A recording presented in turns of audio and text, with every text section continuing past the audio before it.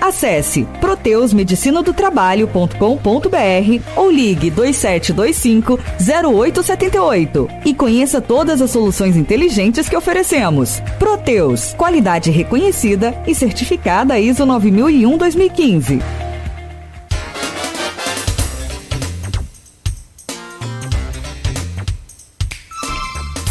7h55, voltamos com Folha no Ar, primeira edição, oferecimento Laboratórios Plínio Bacelar e Clínica Proteus. E voltamos então com, passo a bola para o Aloysio e com o nosso convidado de hoje, Alexandre Buchaú. Buchaú, você faz parte do grupo aqui, do grupo de WhatsApp do blog Opiniões e do programa do Folha no Ar. Então, você deve, logicamente, que sua entrevista, você já acompanha a sua entrevista, você vai acompanhar com mais cuidado, que você sabe que daqui saem perguntas utilizadas na... Boas perguntas difíceis, inclusive. Vou começar com a de Marquinhos Barcelos, seu colega, odontólogo, meu amigo de muitos anos, que acho que tem a ver com um bloco anterior que a gente estava falando. Para fazer parte por esse bloco, que é a análise do conservadorismo, talvez em tese. E na prática, nos vários governos hoje conservadores do mundo. Nas últimas décadas, Marco Barcelos. Nas últimas décadas imperou o governo populista e de assistencialismo. Ele está fazendo afirmação, com a qual necessariamente não concordo. Sem se preocupar com projetos de uma economia sustentável. Na sua visão, essa política foi conservadora? Bom, classificar políticas como conservadoras ou não, de forma muito genérica, assim, é muito complicado. É como dizer, olha, as últimas políticas foram populistas e assistencialistas. Quais políticas? Né? Quais delas? Acho que você está falando do programa de Lula, para o carro-chefe de Lula. Antes era Bolsa Família. Bolsa Família. O Bolsa Família, ele não tem Ele é um programa de transferência de renda. Que na verdade começou com o Cristóvão Buarque, né? Depois a Ruth Cardoso de Mello pegou com o Bolsa Escola, com o Fernando Henrique, depois... O Ruth Cardoso de Mello, diga-se de passagem, esposa dele morreu. Falecido Ruth Cardoso. E aí continuou, como foi transformado, juntou outros benefícios, foi transformado em Bolsa Família. Exato. É um programa de prestação de assistência de renda às famílias mediante presença escolar. Isso, mediante presença escolar. Como é que classifica esse programa como progressista ou conservador? Não tem muito... Essa questão de classificar é muito mais com relação conservador. Você tende a preservar algo que nos é caro. Valores. Família, liberdade do indivíduo, liberdade de associação, a importância das associações civis. Se você olhar por esse lado, um programa de transferência de renda que dá ao cidadão a liberdade de usar o dinheiro como ele bem entender, da liberdade, ele é conservador. Se você pensar esse programa como uma ferramenta, uma forma de mudança na estrutura social e ele por si só levar à redução da desigualdade, ele é progressista. Depende muito da concepção da política e dos objetivos que se pretende atingir com ela.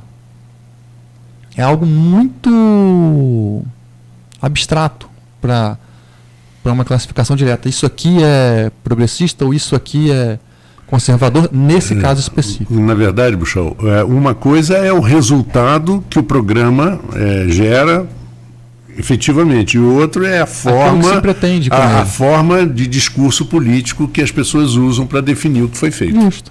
É o copo meio cheio e o copo meio vazio, nesse caso específico do Bolsa Família. Exatamente. Tem outra pergunta aqui, feita no grupo, sociólogo e professor da UENF, Roberto Dutra. Vou repetir para você, deve ter lido já, mas vou repetir aqui para o ouvinte, né? A tradição conservadora no pensamento político, pelo menos a de Edmund Burke, é um parlamentar de origem irlandesa, britânico do século XVIII, considerado pai do conservadorismo, estou falando porque o ouvinte talvez não saiba, é marcada pelo esforço pragmático de combinar a conservação do que funciona com a mudança incremental do que julgam capaz de melhorar na vida, capazes de melhorar na vida social e cultural. Daí vem a construção de um campo que se começou a chamar de liberal conservador. No Brasil, o jornalista Reinaldo Azevedo é uma das personalidades que se identifica com este campo, buscando demarcar as diferenças entre o conservadorismo e o reacionarismo violento que atribuiu ao bolsonarismo.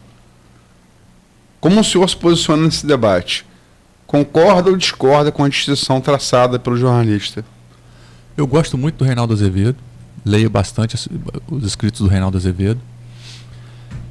E ele está certo em alguns aspectos. Vamos colocar assim, o conservadorismo, ele não é reacionarismo. Isso é fato. Então pedir ditadura militar é algo conservador? Não. Pedir fechamento de Congresso é algo conservador? Não. Pedir destituição do STF é conservador? Não. É reacionarismo. Então todos esses pedidos, todo esse campo de atuação, ele não é conservador, ele é reacionário. O que é conservador? É prezar pelas nossas bases. Tudo isso foi construído ao longo do tempo, numa responsabilidade intergeracional. Você tem gerações trabalhando para a construção de um Congresso, para a construção de um sistema jurídico, para a construção da tripartição de poderes. Da Constituição, da democracia, do aperfeiçoamento das leis gradual ao longo do tempo. Discordamos de algumas, concordamos com outras, mas é assim que tem que ser. Isso vai gerando uma acomodação da sociedade ao longo do tempo e ajuste em algumas disparidades. Acreditar que a gente precisa de uma nova Constituinte, acreditar que a gente precisa de um novo STF completamente reformulado, que a gente precisa fechar o Congresso, não é ser conservador. E aí o Reinaldo Azevedo está certo. E quando o governo constantemente rompe esse limite, você atribui 8 como nota a ele, você não acha que isso é uma contradição? Não, o 8 justificado naquilo que ele fez de positivo nesses aspectos. A reforma da Previdência, que era importante, e vem na questão da responsabilidade intergeracional. Quem paga a Previdência de quem vai se aposentar e quem ainda está nascendo. Mas concordamos que foi uma virtude mais do Legislativo do que do Executivo? Passou pelos dois. A condução do processo? Não, a condução do processo legislativo é no Legislativo. E o Rodrigo Maia tem grande responsabilidade. Mas ela não acontece sem que o Executivo se envolva. Sim, o proponente faz Executivo, mas, por exemplo, vamos falar da reforma tributária, por exemplo. Está praticamente fechado que a proposta da reforma tributária aprovada vai ser do Congresso, não vai ser do Legislativo. E aí até por uma questão política também envolvida. Eu não conheço as duas propostas com não vai ser de Paulo Guedes, vai ser feita pela comissão da Câmara. Eu não conheço as duas técnica da Câmara. Mas trazer isso à discussão e colocar para votação, tem a postura do Paulo Guedes, a postura do governo em discutir esse assunto, tem importância para que isso seja colocado em votação e levado adiante. Daí o 8. A redução dos números da violência, de trazer o conservadorismo de volta à discussão, por mais que com distorções, mas era algo que estava oculto, está sendo trazido de volta. Essa questão muito de opinião, né? Aquela coisa, não sei que foi um... Autores conservadores estão sendo lidos que eram completamente desconhecidos. Eu não sei quem foi que disse, é um escritor, não vou lembrar agora, mas se nos víssemos como os pósteros nos verão, se a gente tivesse capacidade de se ver, ou individualmente, ou no seu tempo coletivo, como os próximos nos verão. Daqui a 100 anos vão enxergar, vão nos ver e vão nos julgar. Né? Eu não sei quem foi o autor, está fugindo na mente, mas é muito sábio esse dito. Né? Você não acha que, assim, olhando, tentando buscar esse olhar retrospectivo, que é o único que não falha, né? Você olhar o que já aconteceu, esse já aconteceu. Apesar das interpretações diferentes, mas não falha nunca. Não falha nunca. Mas olhando assim para trás, me parece muito claro, pelo menos a quem tem um mínimo de A esquerda, ela abrange um campo imenso, né? Ela abrange do social-democrata, campo com o qual me identifico, até a extrema esquerda. o marxista ou anarquista, né? É um campo imenso. Como a direita também tem um campo imenso. Você vai do centro para o extremo. Mas me parece claro, embora o PT não admita, muita gente de esquerda não admita, que o governo Dilma, o primeiro governo e depois embora o descontrole da economia tenha começado no segundo governo Lula. Mas aí a economia também sempre é aquela coisa, semeadura e depois você colhe. Aqui, mas ele vai explodir. Exatamente.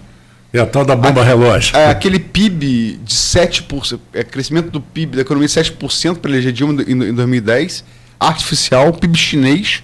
A redução de taxa de juros acanetada, etc. PIB chinês.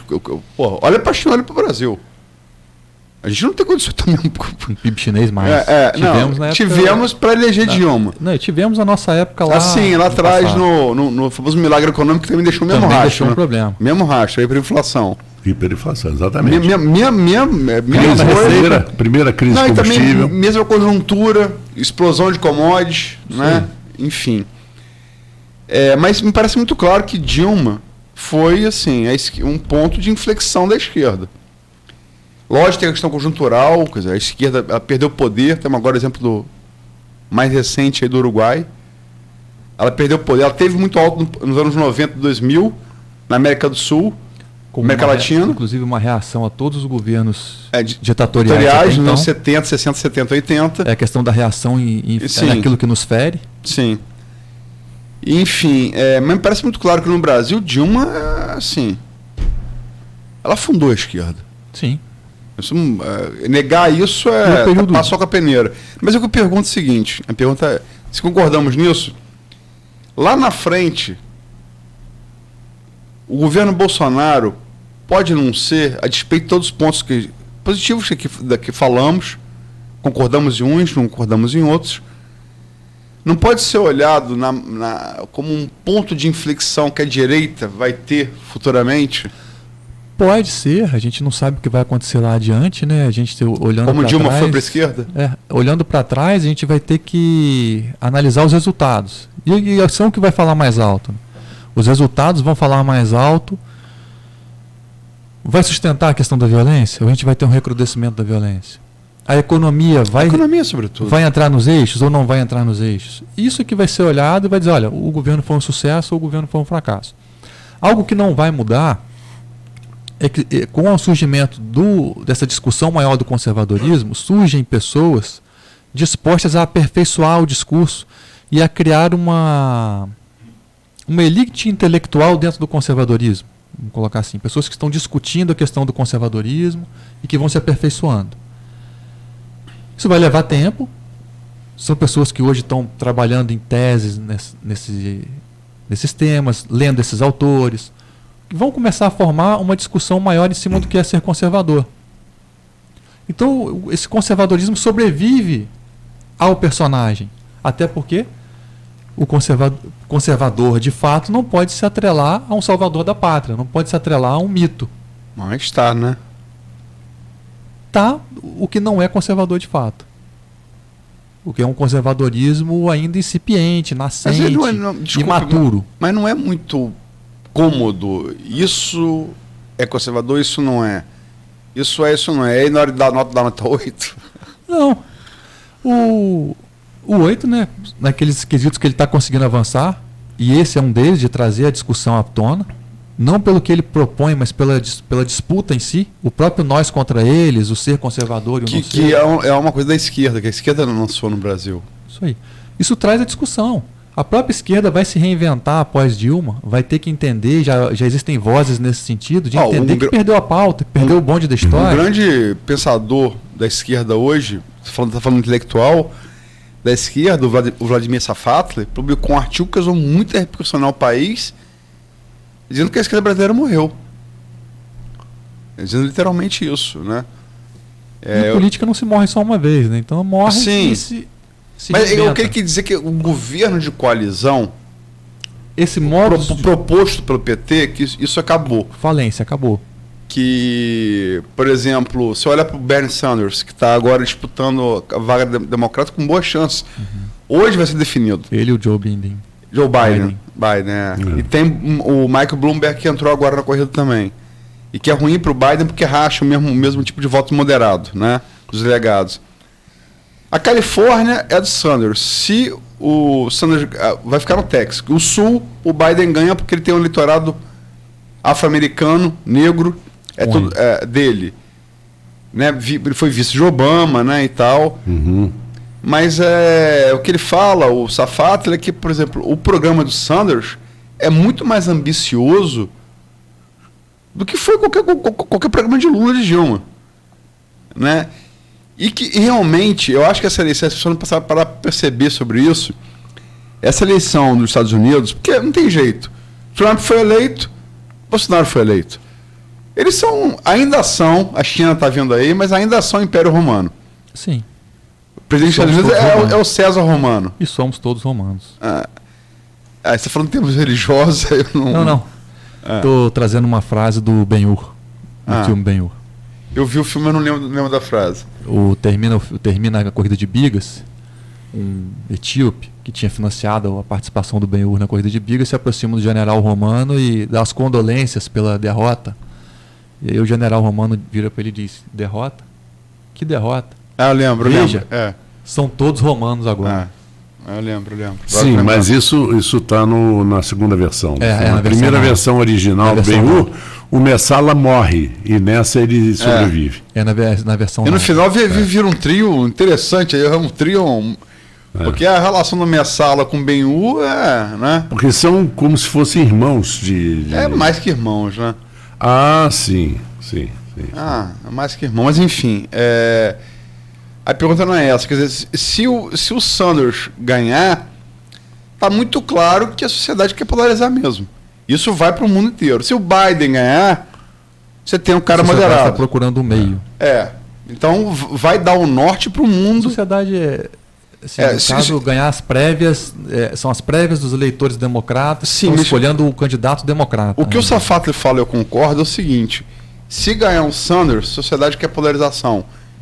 E os Estados Unidos, como polo radiador, vai passar para o mundo. Se ganhar o Biden, a moderação tem um representante. O discurso moderado tem tendência a se propagar. Exatamente. Os Estados Unidos é polo radiador. Dentro dessa acho que me parece que todos concordamos com isso.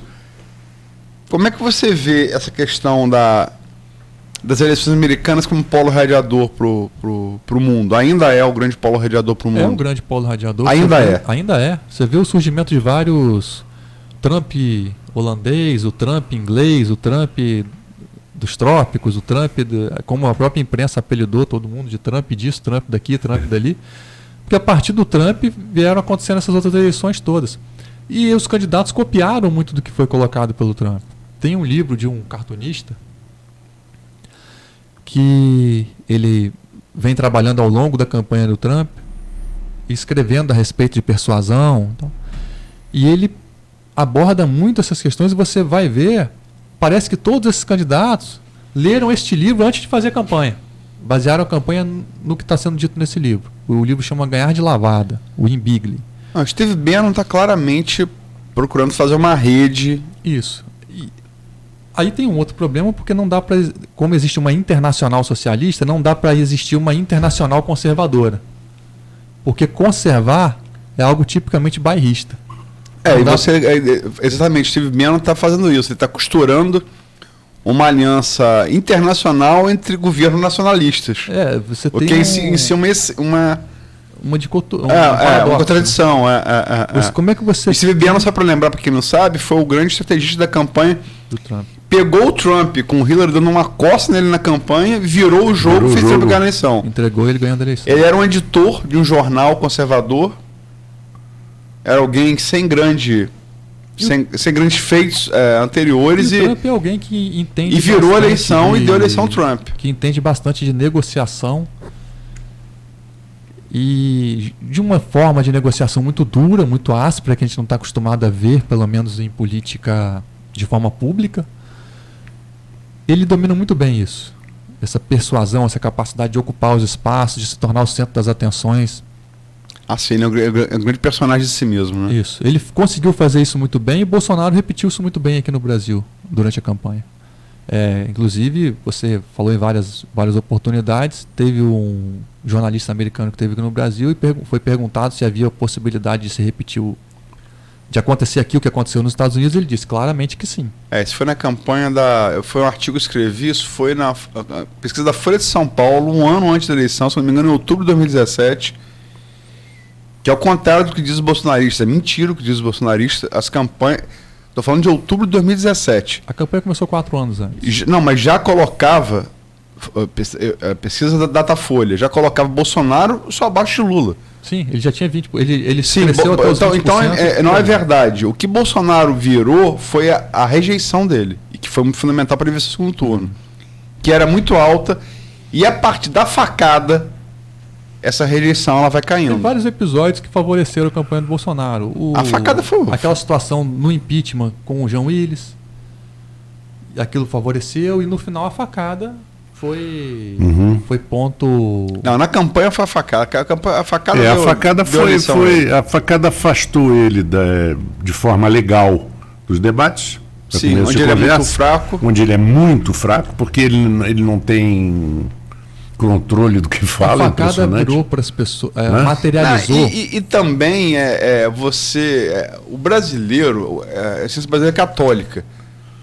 Católico adora alguém sofrendo numa cruz. Não estou falando. O atentado materializou. Isso o Max Weber diz: católico gosta de sofredor. Católico gosta de alguém sendo torturado, idolatra aquilo. O sofrimento gera empatia.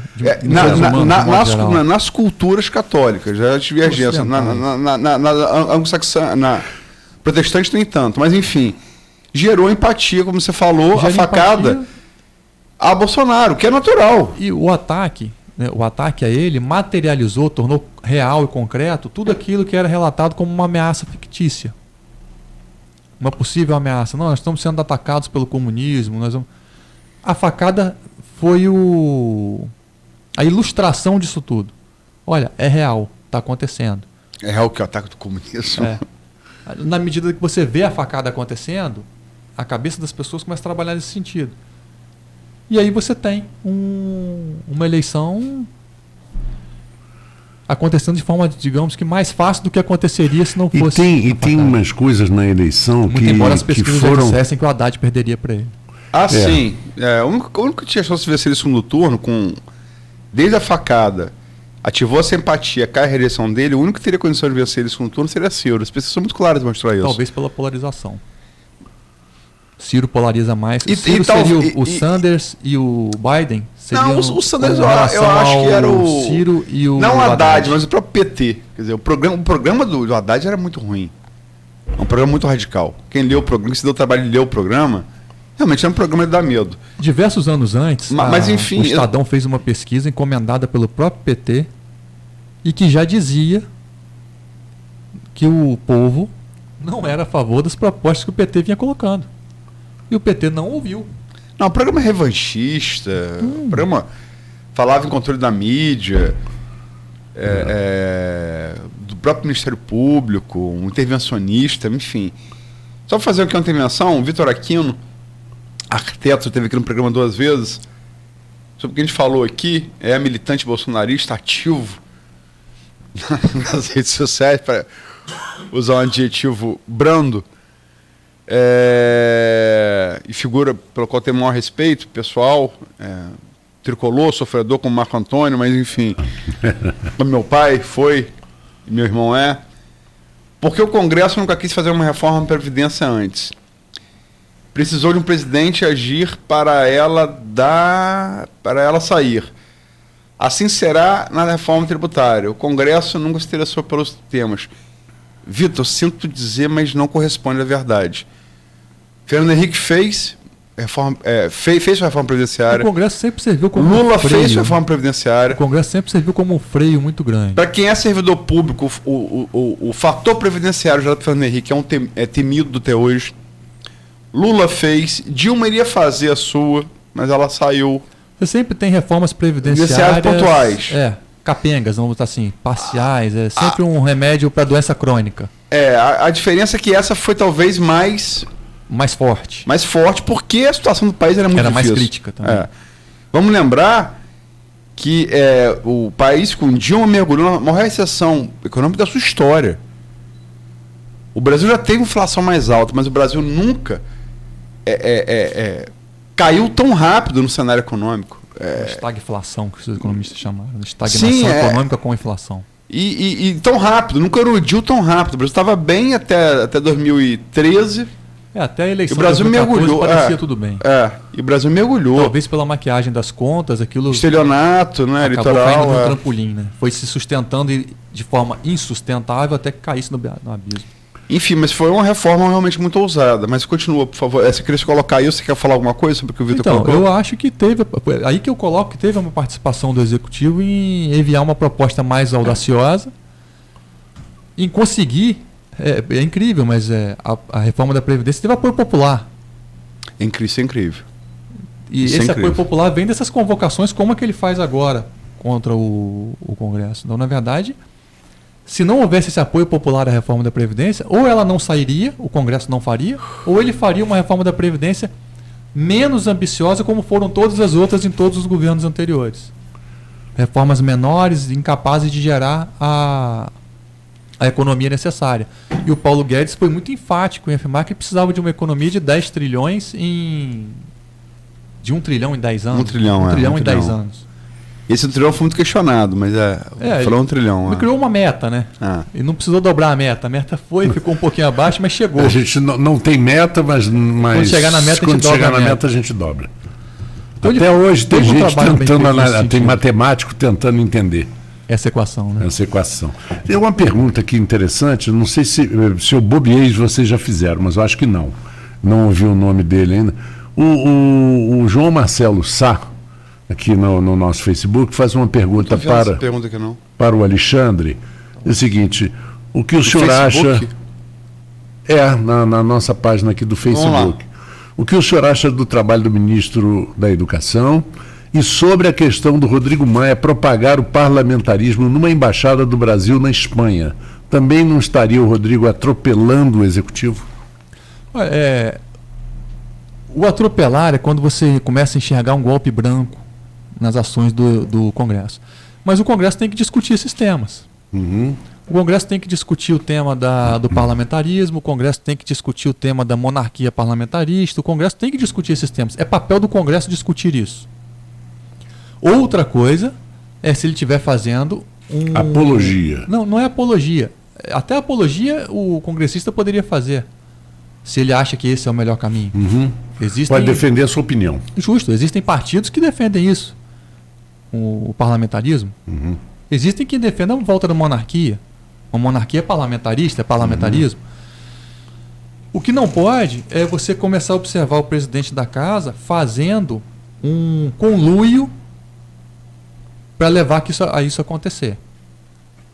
Um conluio, algo fora daquilo que prevê a Constituição, algo fora daquilo que prevê a legislação. Dentro do que prevê a Constituição e a legislação, legítimo. Uhum.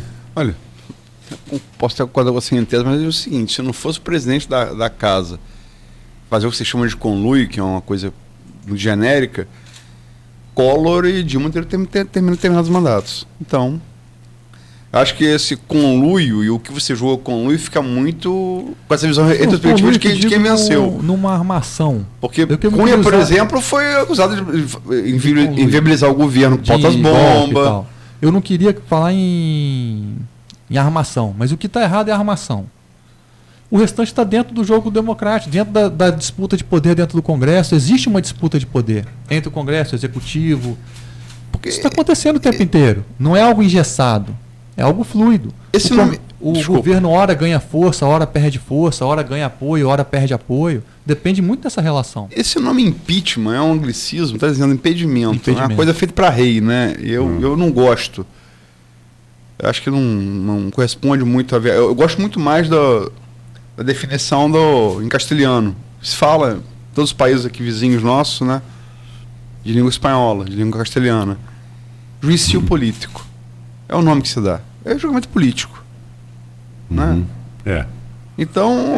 O impedimento ele é estritamente político. Ele não é... Sim, mas a etimologia, quando você parte para a raiz Sim, da palavra inglesa, ela dá uma ideia de uma coisa imparcial, talvez. Não é.